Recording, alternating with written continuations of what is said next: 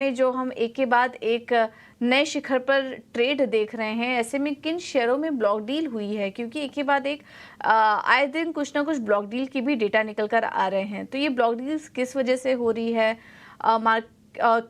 कहाँ पर खरीदारी और बिकवाली हो रही है, ये समझ लेते हैं। हमारे साथ रिसर्च लेकर शरद दुबे मौजूद हैं। शरद, बताइए। जी बिल्कुल, इस हफ्ते जो है बहुत ब्लॉक्स हो रहे हैं और आज के दिन के ट्रेड में भी 3 अहम ब्लॉक्स हुए हैं। सबसे पहला हुआ है वेदांता का लगभग 2.5% स्टेक प्रमोटर ने जो है बिकवाली की है, जिसका वैल्यू आता है लगभग 4,000 करोड़ रुपए का। और इसके अलावा सी मैपमा इंडिया या सी इन्फोसिस्टम्स कहे तो यहाँ पे भी ऑलमोस्ट 1% इक्विटी एक्सचेंज हुई है, जिसका वैल्यू 140 करोड़ रुपए का आता है।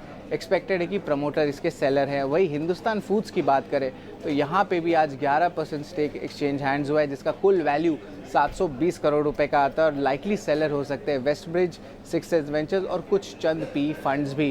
ये तो आज के ब्लॉक डील्स और बल्क डील्स हुए, लेकिन ब्लॉक डील्स हो क्यों रहे हैं ये इंपॉर्टेंट होता है। यहाँ पे बात करें तो हायर वैल्यूएशंस देखने मिल रही है, एक टाइप से एग्जिट आपको प्राइवेट इक्विटी प्लेयर्स का मिल रहा है। प्रमोटर्स भी अपनी स्टेक थोड़ी जो है कम कर रहे हैं ताकि उनके कैश लेवल्स बढ़े। अब उसका यूसेज पर्सनल यूसेज भी हो सकता है या कंपनी के ग्रोथ के यूसेज भी हो सकती है। कुछ इंपॉर्टेंट ब्लॉक डील्स इस हफ्ते हुए हैं जिसको मैं पॉइंट आउट करना चाहूँगा। ऑफ कोर्स हैप्पीएस्ट माइंड्स में जो है प्रमोटर अशोक सूता ने भी जो है सेलिंग की थी कल के सेशन में। उसके अलावा कार ट्रेड हुआ, एस्टर डीएम हुआ, जहाँ पे प्राइवेट इक्विटी जो है ओवरऑल सेल की है। लेकिन याद रखिए जो अब्जॉर्प्शन हो रही है, बहुत अच्छी अब्जॉर्प्शन जो है डोमेस्टिक इंस्टीट्यूशंस यानी म्यूचुअल फंड हाउसेस से देखने मिल रहा है। PNB Housing Finance last week भी था जहाँ पे उनको बिकवाली देखने मिली थी प्राइवेट इक्विटी प्लेयर से। और सबसे बड़ा जो ब्लॉक डील हुआ था लास्ट वीक वो हुआ था आपका इंडस स्टार में, लगभग 20% स्टेक की बिकवाली हुई थी। वोडाफोन पीएलसी ने किया था, 17,000 करोड़ से ऊपर का डील था। अब्जॉर्प्शन में भारतीय एयरटेल आया, एसबीआई म्यूचुअल फंड आया, कुछ प्राइवेट इक्विटी प्लेयर्स भी अब्जॉर्ब किए। तो बहुत इंटरेस्टिंग डेवलपमेंट था। और ओवरऑल ग्लैंड फार्मा और जेडएफ कमर्शियल जैसे कंपनीज में भी लास्ट वीक बड़े ब्लॉक डील्स देखने मिले।